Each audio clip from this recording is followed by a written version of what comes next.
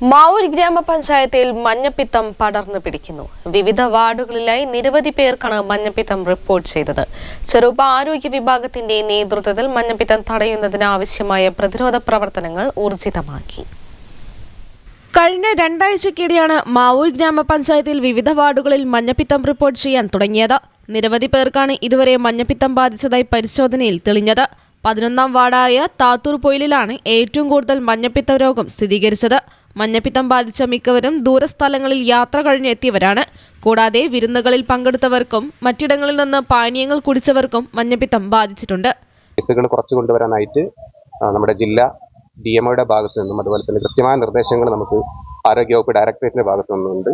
അപ്പോൾ അത്തരത്തിലുള്ള ഊർജിത പ്രവർത്തനങ്ങൾ നമ്മുടെ മാവൂർ പഞ്ചായത്തിൽ നടപ്പിലാക്കുന്നുണ്ട്. വളരെ കുറഞ്ഞ നാളുകൾക്കുള്ളിൽ തന്നെ ഈ കേസുകളൊക്കെ തന്നെ നമുക്ക് പിടിച്ചു നിർത്താനായിട്ട് കേസുകൾ കുറച്ചു കൊണ്ടുവരാനായിട്ട് സാധിക്കും എന്നുള്ളത് തന്നെയാണ് നമ്മുടെ വിശ്വാസം. പഞ്ചായത്തിന്റെ വിവിധ ഭാഗങ്ങളിൽ മഞ്ഞപ്പിത്തം വർദ്ധിച്ചതോടെ ചെറുപ്പ ആരോഗ്യ വകുപ്പിന്റെ നേതൃത്വത്തിൽ ഊർജിതമായ പ്രതിരോധ പ്രവർത്തനങ്ങൾ ആരംഭിച്ചിട്ടുണ്ട്. വീട് കയറിയുള്ള ബോധവൽക്കരണവും ആരോഗ്യ പരിശോധനയും ബോധവൽക്കരണ ക്ലാസുകളും നടത്തിയാണ് പ്രതിരോധ പ്രവർത്തനങ്ങൾ ഊർജിതമാക്കിയത്.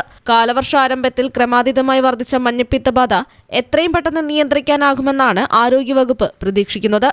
News bureau, Mavoor.